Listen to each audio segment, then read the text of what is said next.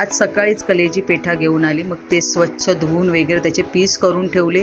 त्याला चांगला आलं लसणीची पेस्ट, मीठ, हळद आणि लिंबाचा रस वगैरे लावून ठेवला. पाऊण तास जवळजवळ लावून ठेवलं. आणि इकडे तोपर्यंत म्हटलं चला कुकरमध्येच करून घेऊया. कांद्या खोबऱ्याचं भाजकं वाटप तर होतं माझ्याकडे केलेलं. बाकीची तयारी करून घेतली आणि कुकरमध्ये तेल टाकून तेल तापल्याबरोबर त्याच्यात आलं लसूणची पेस्ट थोडीशी टाकली, कारण त्याला लावलेलं आहे. आपला मसाला वाटप भाजकं, गरम मसाला, हळद, मालवणी मसाला हे सगळं टाकून एकजीव केलं आणि हे कलेजी पेठा त्याच्यात टाकून चांगलं परतून एकजीव करून घेतलं. परत थोडंसं पाणी टाकलं आणि कुकर बंद करून त्याला चांगला 2-3 शिट्ट्या दिल्या. मीठ मी आधी टाकलं नाही, वाटलं असतं थोडंसं टाकेन, कारण मी आधी ना मीठ चांगलं लावलं होतं त्याला.